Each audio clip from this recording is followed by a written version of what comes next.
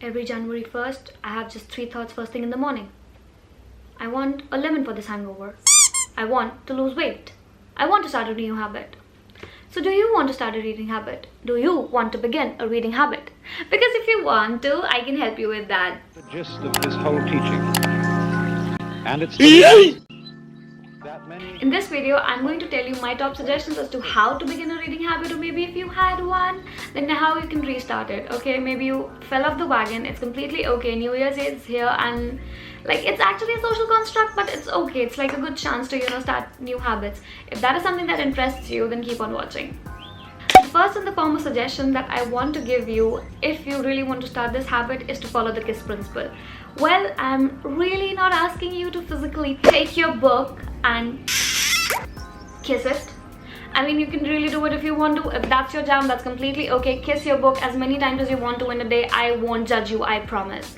But really keep it short and simple.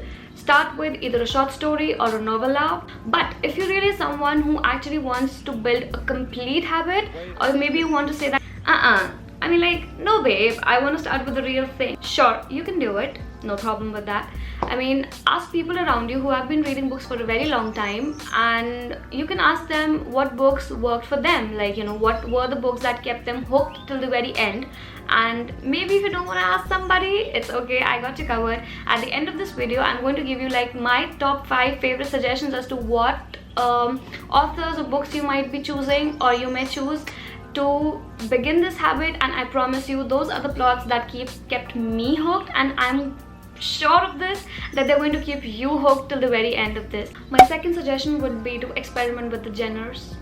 You heard me right, the genres, the genre, whatever you want to call it. With that being said, please do not choose every single book in the self-help category of the New York Times bestsellers list, because like, what's the point? Honestly, if you want to turn yourself into someone who says that, okay, I am somebody who really loves reading all the love stories, and like, I've read all of them, then you have to actually read one and then figure out that, okay, this is something that works for me. Same goes for self-help books, same goes for thrillers, sci-fi. There's really a lot that you can explore, and I think that you should, like, reading should not be just, packed in a box and said that, okay, this is exactly the kind of books I read. I won't read anything else apart from this.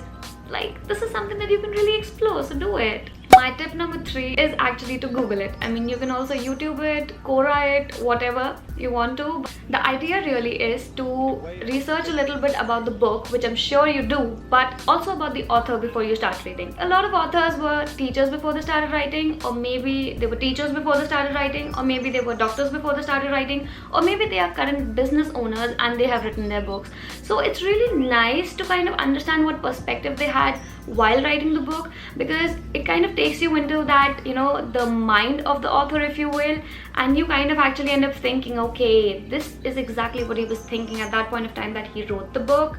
Oh god, that's so nice, I should read the book. You might say that it's stupid, but no, consider J.K. Rowling's story. The moment you get to know exactly how many times she was put down by the publisher, the moment you get to know exactly this was something that she had been working for years in a row, I will say that you were definitely driven a little bit towards reading Harry Potter more, or maybe you could connect more, because if you cannot connect to Harry Potter, so yeah, it's like, listen to a TED Talk, listen to maybe a podcast, or maybe, just like, if anything that the author has published other than the book itself, because writers do put a lot of effort in writing their books, and it's really a good thing to know why they did it, because why not? My first suggestion would be to straighten your Y's and turn them into ones and set your mindset right.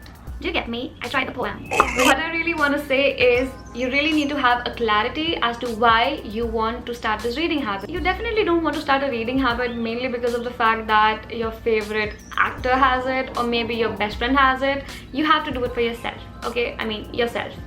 That's really important. Do it for yourself, and always have a clarity as to why you want to do it. Maybe it's for your vocabulary, maybe for your creativity, maybe for your knowledge, maybe for some sort of educational purpose. Anything can do, but definitely have a clarity as to why you want to start this reading habit. Make it enjoyable as well, and like, don't consider it as a punishment. Join book clubs, join Instagram pages, and join different pages where they share quotes of different books.